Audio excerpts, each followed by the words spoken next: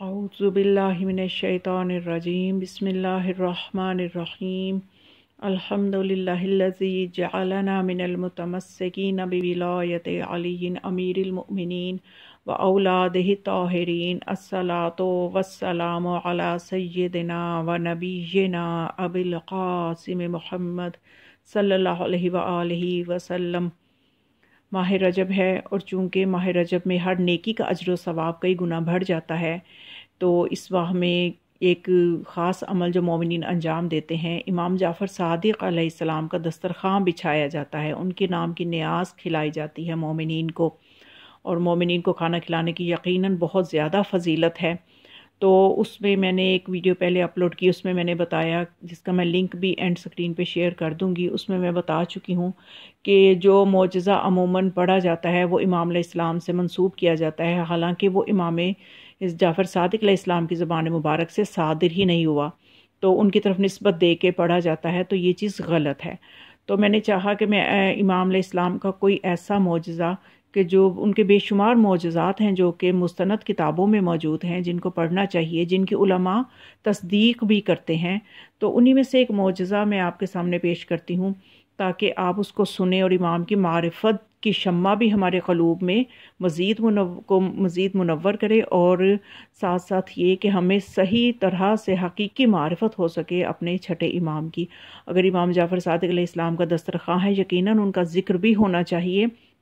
اور مستند ذرائع سے جو معلومات ہم تک جو پہنچی ہیں وہی ہمیں آگے شیئر کرنی چاہیے۔ تو میں امام علیہ السلام کا ایک معجزہ شیخ عباس قمی کی تالیف ہے، جس میں سے میں یہ پیش کر رہی ہوں۔ شیخ عباس قمی ایک بہت ہی بلند پایہ عارف اور محقق تھے۔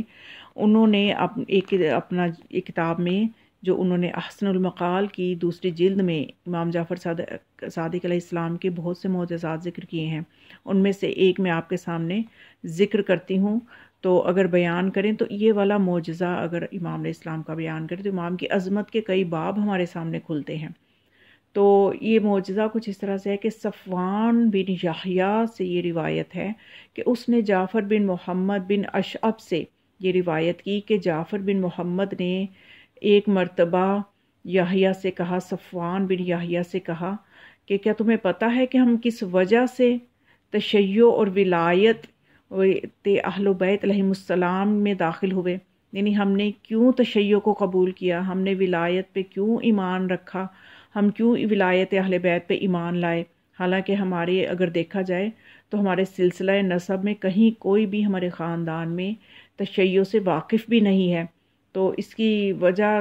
کیا تم جاننا چاہو گے؟ تو اس نے کہا کہ ہاں ضرور، میں یہ جاننا چاہوں گا کہ آخر کیا وجہ ہے کہ آج آپ فضائل اہل بیت علیہم السلام کو بیان کر رہے ہیں، اس کا سبب کیا ہے؟ تو جعفر بن محمد بن اشعب نے یہ کہا کہ ابو جعفر دوانکی نے میرے باپ محمد بن اشعب سے کہا کہ اے محمد، میرے لیے کسی ایسے شخص کو تلاش کرو جو صاحب عقل و سمجھ ہو اور میرے ایک کام کر دے۔ تو وہ کہتا ہے کہ میرے باپ نے کہا کہ ٹھیک ہے، میں نے اس کام کے لیے فلاں بن مہاجر جو ہے، جو کہ میرا ماموں ہے، اس کا انتخاب کیا ہے۔ تو دوانکی نے کہا کہ جاؤ پھر اسے لے آؤ تاکہ میں کام سمجھا دوں کہ جو کام میں کروانا چاہتا ہوں۔ تو کہتا ہے کہ میں مہاجر کو لے کے کہ میں گیا وہاں پہ، ابن مہاجر کو لے کے جب میں گیا دوانکی کے پاس، تو اس نے کہا کہ یہ مال ہے، یہ مدینہ لے جاؤ اور اسے عبداللہ بن حسن اور اس کے خاندان والوں کے پاس لے جاؤ، کہ جن میں جعفر بن محمد یعنی امام جعفر صادق علیہ السلام کا اس نے ذکر کیا کہ وہاں پہ تمہیں جعفر بن محمد بھی ملیں گے، پس ان سے کہو کہ میں ایک مسافر ہوں اور اہل خراساں میں سے ہوں، خراساں کا رہنے والا ہوں، اور وہاں آپ کے شیعوں میں سے ایک جماعت ہے جنہوں نے یہ مال آپ کے پاس بھیجا ہے، اور ہر ایک کو، جتنے بھی وہاں پہ عبداللہ بن حسن اور ان کے خاندان والے جتنے بھی لوگ ہوں، ہر ایک کو یہ مال دے دو، لیکن ساتھ ایک شرط رکھنا، خلوت میں الگ لے جا کے وہ شرط بتانا کہ ان سے پوچھنا کہ ان میں سے کسی کا خروج کا ارادہ تو نہیں ہے حکومت کے خلاف۔ اگر وہ کہیں کہ خروج کا ارادہ نہیں ہے تو پھر یہ مال ان کو دے دینا، اور ان سے پھر لکھوا بھی لینا کہ ان کو یہ مال مل گیا ہے، تاکہ تم لا کے مجھے دکھا سکو کہ کتنے لوگوں میں تم مال تقسیم کر چکے اور انہوں نے کیا کہا۔ تو وہ کہتا ہے کہ وہ قاصد جو تھا وہ چلا گیا، وہی ابن مہاجر جو تھا وہ یہ مال لے کے مدینہ چلا گیا۔ تو جب وہ مدینے سے ہو کے واپس ابو جعفر دمانقی جو کہ اس وقت خلیفہ تھا، اس نے یہ کہا کہ اس کے پاس آیا، اور محمد بن اشعث جو تھا وہ بھی وہیں پہ موجود تھا، یعنی اس کا بھانجا۔ تو وہ کہتا ہے کہ ابو جعفر دوانکی نے کہا کہ کیا خبر لے کر آئے ہو؟ تو وہ کہنے لگا کہ میں لوگوں کے پاس گیا، یہ ان کے خطوط ہیں کہ انہوں نے مال وصول کر لیا، اور جب میں نے ان سے ان کے متعلق رائے پوچھی تو ان میں سے کسی نے بھی یہ نہیں کہا کہ ان میں سے کسی کا خروج کا ارادہ ہو، اور جب میں نے ان کو مال دیا اور انہوں نے آگے سے یہ خطوط بھی مجھے دے دیے، وصولی کے خطوط کہ انہوں نے یہ مال وصول کر لیا ہے، اور سوائے جعفر بن محمد کے، یعنی امام علیہ السلام کے حوالے سے اس نے کہا کہ انہوں نے نہ مال قبول کیا اور نہ خط دیا، کیونکہ میں ان کے پاس جب گیا تو بہت عجیب واقعہ ہوا۔ وہ عجیب واقعہ وہ کہتا ہے کہ یہ ہوا کہ جب میں ان کے پاس گیا، وہ مسجد نبوی میں نماز پڑھ رہے تھے اور میں ان کے پیچھے بیٹھ گیا۔ میں نے دل میں کہا کہ مجھے انتظار کرنا چاہیے کہ وہ نماز سے فارغ ہوں تو ان سے بھی وہی بات کہوں جو پہلے ان کے دوسرے خاندان کے لوگوں سے کہہ چکا، جو دوسرے لوگوں سے، ساتھیوں سے ان کے کہہ چکا۔ تو کہتے ہیں کہ پاس جب جلدی سے نماز ختم ہوئی اور انہوں نے میری طرف رخ کیا اور فرمایا کہ، اور میرے نام لے کے مجھے بلایا اور یہ فرمایا کہ خدا سے ڈرو اور اہل بیت محمد صلی اللہ علیہ وآلہ وسلم کو دھوکہ نہ دو، کیونکہ ابھی کچھ ہی وقت گزرا ہے کہ ان لوگوں نے بنی مروان کی حکومت کے ظلم سے چھٹکارا حاصل کیا ہے اور وہ سب محتاج ہیں۔ یعنی امام اسلام کے کہنے کا مطلب یہ تھا کہ وہ خروج کیسے کر سکتے ہیں، ابھی تو وہ خود محتاج ہیں اور انہیں خود مال کی ضرورت بھی ہے، اور وہ اس وقت پریشان حال ہیں، ابھی وہ اتنے ظالم حکمران کے سائے سے نکلے ہیں، تو وہ کیسے خروج کر سکتے ہیں؟ یعنی ابھی وہ بات اس نے کہی بھی نہیں تھی، امام علیہ السلام نے اس کے دل کا ارادہ بتا دیا۔ تو کہتا ہے کہ میں نے کہا اصلحک اللہ، یہ خدا آپ کی، نعوذ باللہ، امام کو وہ یہ کہہ رہا ہے کہ ابھی سے چونکہ معرفت نہیں ہے امام کی، تو کہہ رہا ہے کہ خدا آپ کی اصلاح کرے، اصلحک اللہ، یہ دھوکہ دینا اور فریب دینا یہ کیسا، یہ آپ کس طرح سے کہہ رہے ہیں؟ تو وہ پھر کہنے لگا کہ امام علیہ السلام نے، جعفر بن محمد نے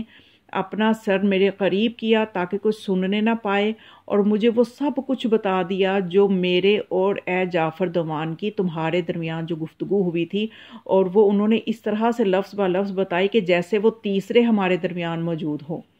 اس طرح سے انہوں نے مجھے بتائی۔ تو وہ کہنے لگا کہ جس میں آپ نے مجھے ہدایات دیں، اور وہ اس طرح سے لگ رہا تھا کہ وہ ہم میں سے تیسرے ہوں جو ہمارے درمیان اس وقت موجود ہوں۔ تو ابو جعفر دوانکی کہنے لگا، اے مہاجر کے بیٹے، اہل بیت نبوت میں کوئی نہ کوئی شخص ہر زمانے میں محدث ہوتا ہے، کوئی ایک شخص، یعنی جس سے ملائکہ باتیں کرتے ہیں، اور ہمارے اس زمانہ کا محدث جعفر بن محمد بن علی بن حسین ہے،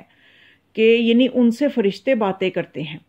تو وہ اشعب کہتا ہے کہ یہ دلیل اور معجزہ جو ہے یہ سبب بنا کہ میں تشیع کی طرف راغب ہو گیا اور میں نے ولایت کو قبول کیا، اور جو تھا، یعنی دیکھیے کہ امام علیہ السلام کا تصرف دیکھیے کہ وہ دلوں کی باتیں جانتے ہیں، جو بھی زمانے کا امام ہوتا ہے وہ دلوں کی باتیں جانتا ہے۔ تو اسی طرح سے ہمارے زمانے کے امام بھی ہمارے دلوں کی باتیں جانتے ہیں، تو اس لیے ہمیں اپنے زمانے کے امام کے لیے مخلص جب ہوں گے تو وہ ہماری بھی مشکلات دور کریں گے، اور جب ہمیں اپنے امام کی معرفت ہوگی، ان کے تصرفات پہ ایمان ہوگا، یقین ہوگا، ان کے اختیارات پہ جو انہیں اللہ کی طرف سے ملے ہیں، تو یقیناً امام بھی ہم سے راضی ہوں گے، اور ہماری مشکلات وہ ہمارے بغیر بتائے سنتے ہیں۔ یعنی امام ہوتا ہی وہ ہے کہ جو دل کی بات بتا دے۔ تو اس طرح سے یعنی امام علیہ السلام کی ہمیں حقیقی معرفت امام جعفر صادق علیہ السلام کی ان ایام میں ہو سکتی ہے کہ جہاں جہاں بھی دسترخوان بچھیں وہاں پہ امام علیہ السلام کے مستند معجزات کو بیان کیا جائے جن کی علماء تصدیق کرتے ہیں۔ تو بس ہمیں خدا اپنے آئمہ کی حقیقی معرفت عطا فرمائے تاکہ ہم روز قیامت ان سے شرمندہ نہ ہوں۔ وما علیہ الا البلاغ۔